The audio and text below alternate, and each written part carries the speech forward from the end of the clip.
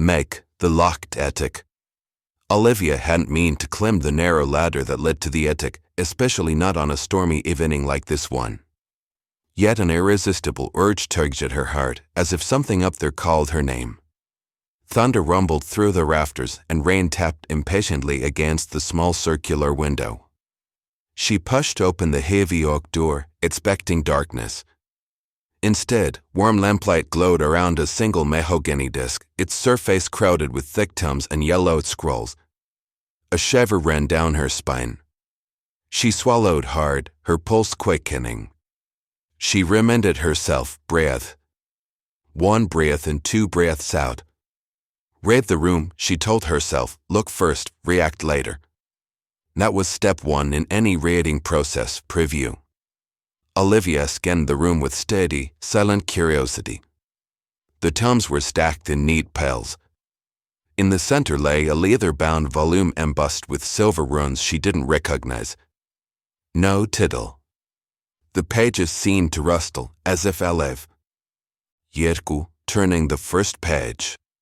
Hard hammering, Olivia reached out. Her fingertips grazed the cover, and a whisper curled around her ears, read me.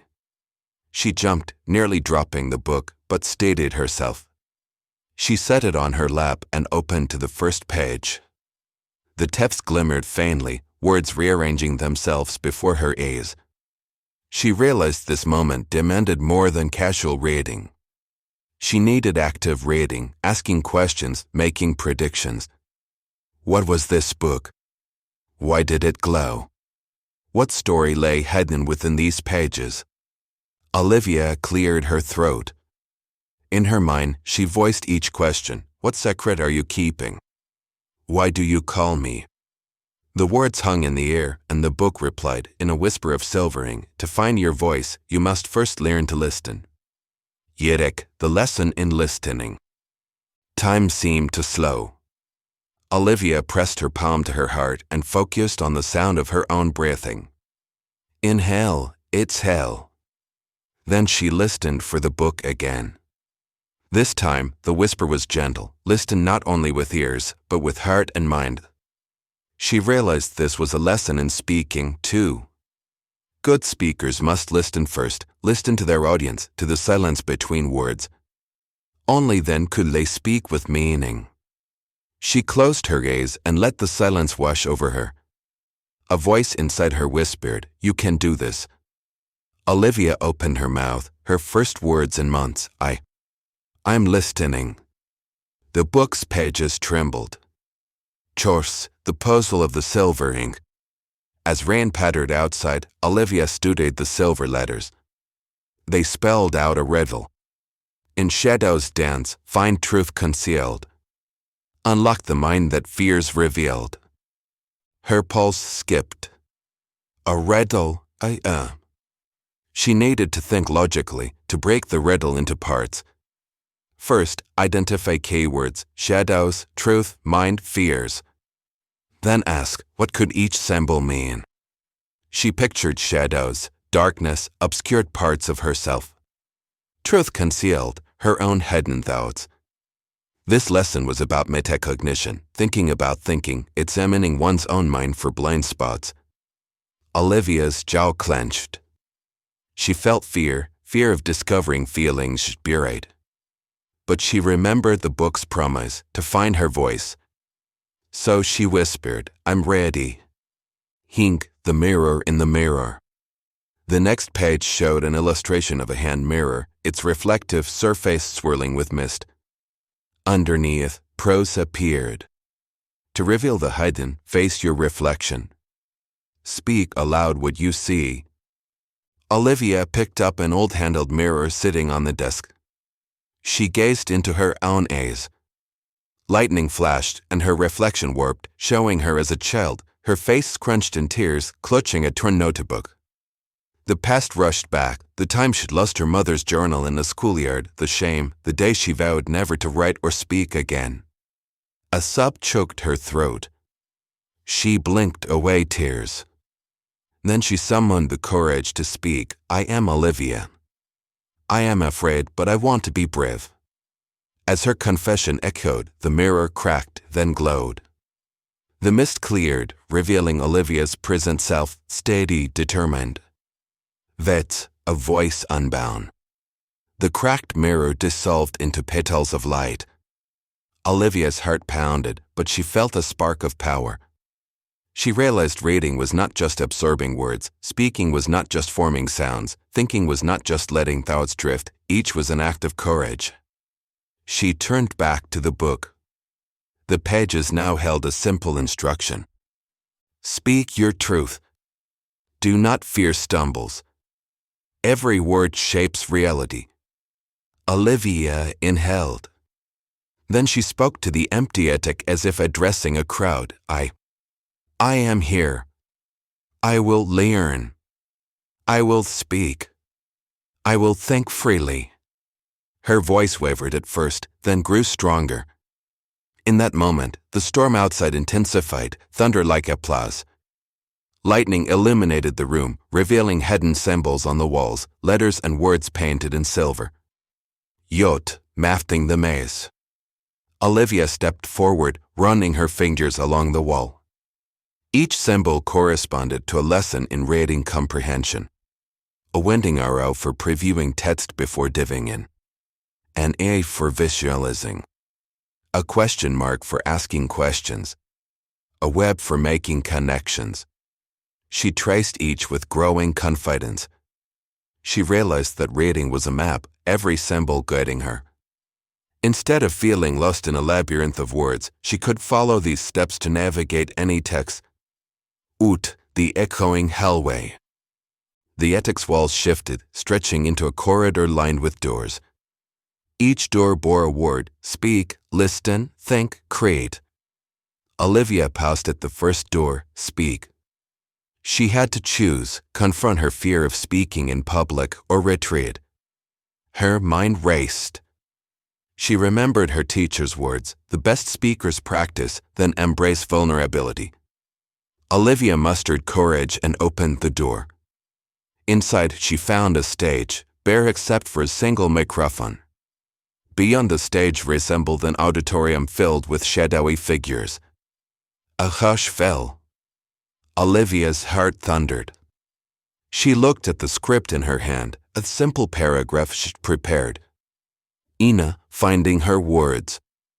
Olivia practiced her opening silently, enunciating each syllable, controlling her breath. She recalled lessons on public speaking's 3 pillars: clarity, volume, and pacing. She stepped up to the mic and began hesitantly, "Good evening."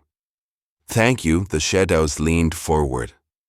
Her voice trembled, but she focused on the audience's eyes. Though faceless, she sensed their attention. She paused, remembered to breathe, and continued with steadiness. When she finished, the shadows remained silent for a moment, then erupted into thunderous applause that shook the stage. Olivia's chest swelled with pride. Dasa, the shadows question.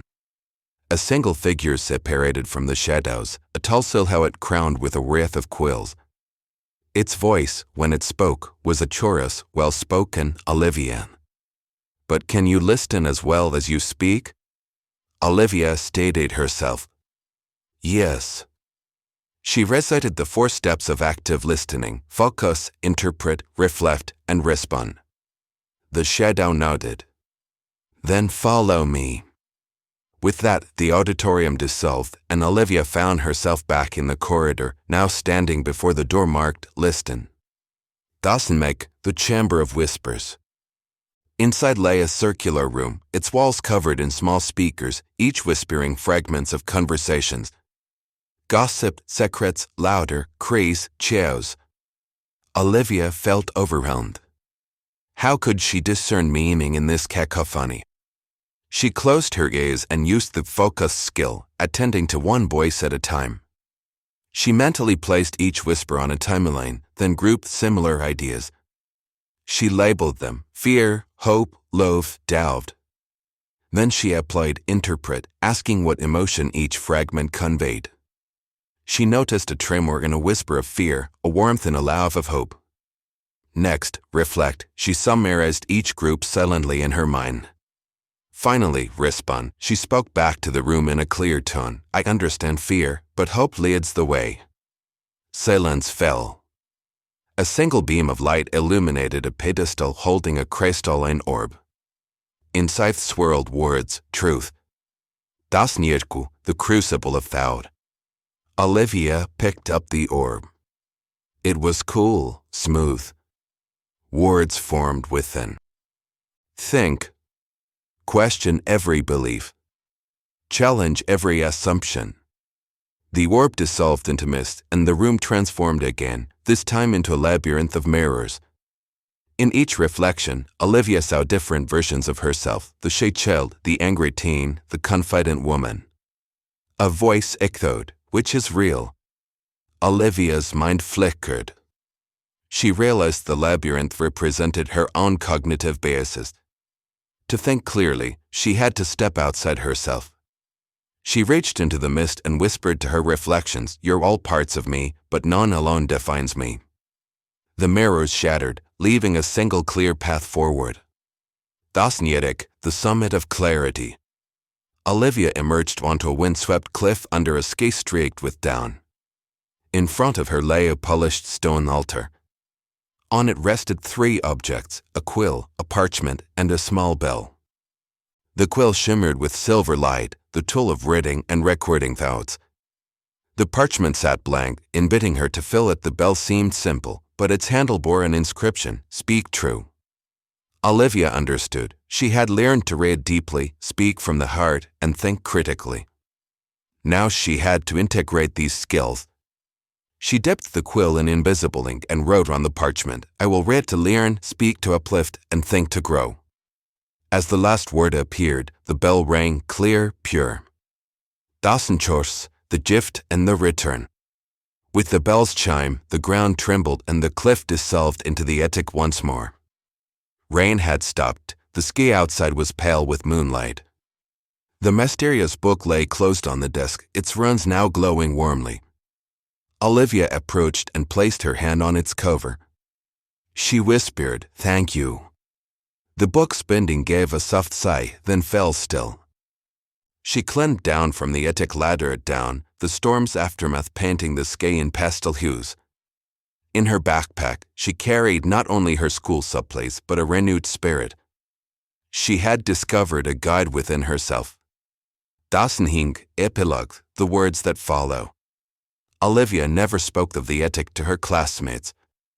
But on Monday, she stood before them, reading an segment with clarity and confidence. When her turn came to present, her voice was steady, her gaze warm. She paused to ask her peers questions, listened attentively to their answers, and responded thoughtfully. Later, in her diary, Olivia wrote, "Today I read not just words, but possibilities. I spoke not just sounds, but stories. I thought not just thoughts, but futures. The journey continues." And in the margin, in faint silver ink, she added 3 words, "Listen. Speak. Reflect." All occurrences of Maya have been updated to Olivia. Let me know if you'd like any further tweaks.